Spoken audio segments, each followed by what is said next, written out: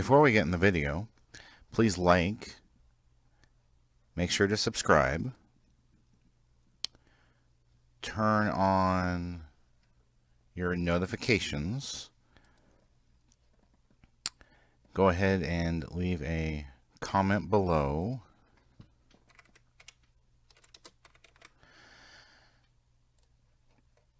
and click on the how you can help, which brings up the Family Friendly Game website and gives you lots of ideas how you can help us. Thank you.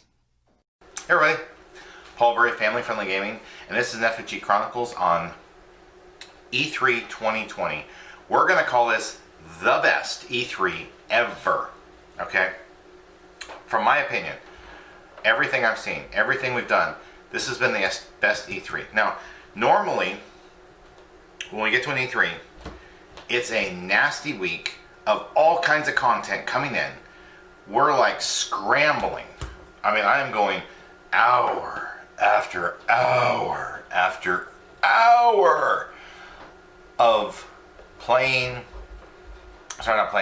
of going through content, publishing press releases, publishing images, reading press releases, watching press conferences, doing live reacts to press conferences, right? We are like constantly, consistently busy that week, and just it is so draining.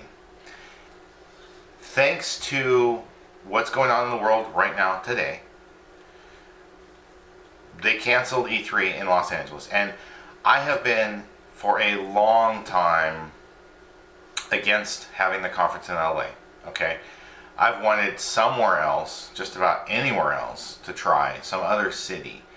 I have gone to E3 in LA 7 times, and I don't know how many years I haven't been. I mean, like, we stopped going for a while because we just got tired of it. I mean, I got tired of the corruption, I got tired of the lies, I got, that too many people in PR and marketing will tell you what you want to hear at E3, not keep their word, not follow through, and not do it when it comes time. And so I get sick and tired of that. Or they lie to you about the game. I remember we were at an E3 conference, Sam and I, and we were shown something that was absolutely awesome in a farming simulator game. Now, we have been big supporters of the farming simulator series for a long time here at Family Friendly Gaming. And they're showing me you can turn anywhere into anything with the exception of roads. Like, you couldn't change a road to concrete road, but if you wanted to turn the grass into a field, you could. If you wanted to turn the field into grass, you could. You could sit there and do it, whatever. So we came up with E3 awards, and we granted that one the best simulation because of what you could do there, right? Game gets released, we play it, the feature's not there. So now the reason they won the award was a lie. They lied to us. It's too late to pull the award and be like, I'm going to give it to someone else, going back when you find out 6-9 months later that, oh, by the way, what they promised wasn't in the game. And then you ask them about that, and they fail to respond. So you're like, this is ridiculous. They deceive you to get an award, to get more attention, to get more exposure, to get more sales, pre-orders and everything. And then the reason you give that to them, they lie to you about it. All right, so I've seen way too many problems in the past, back in the past for E3s. This year, 2020, since they didn't have it in LA, the companies, all the different video game companies, decided we're going to do our own thing. One, we're going to do it when we want to. Awesome. So I'm recording this near the end of June. We've gone through a plethora of different companies who've done stuff. And in July, we have more stuff coming up. And we may even have more coming up in August. I don't know. But what I do know is when they spread it out like this, it's so much better. It's so much better. I mean, it's absolutely awesome. It gives us the time to, 1, absorb the information, 2, think about the information, 3, publish the information, right? I mean, there are times in E3 that there are stories that get dropped because we don't have enough time or money to cover them. It's honest. It's just what happens. There's only so many hours in a day. There's only so much, so many donations that come in. There's only so many advertisements that come in. There's only so much money there on the table. There's only so much time. And because of that, I'm taking in the past, I was taking a week off from the day job to cover E3. This year I didn't have to do it because they spread things out. They didn't all have it in that week.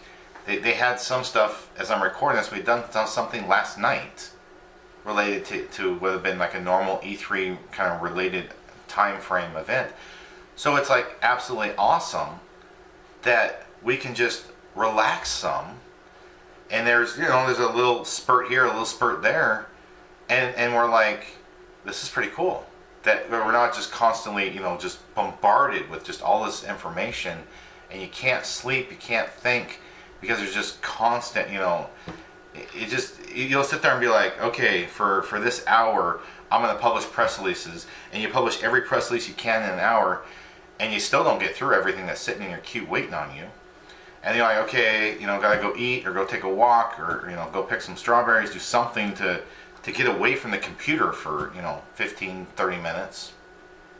And then it's like, okay, let me go do an hour of images, and you go do an hour of images, and maybe you get 30% of them done, right? Like, and it's like you're just constantly working on all the different contents, and you can't get through it.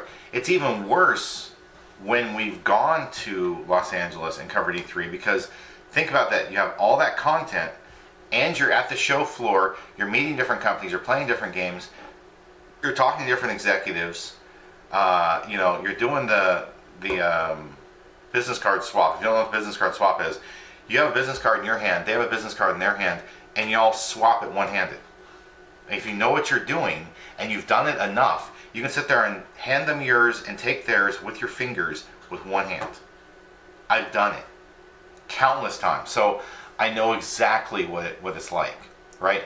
It's just it's an expo thing. You sit there and just and you're like, and it's funny because the people who know what they're doing will be like, you know what you're doing too, So there's like a certain street cred, a certain respect you get at the expo for being able to do something like that. And a lot of people are like, I never even thought about something like that. It's one of those little insider things you just don't hear about. So I've loved how it's been stretched out.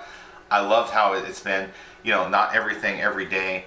I've had to take off, let's see now, for E3 related, I've had to take off one day, 2 half days back to back.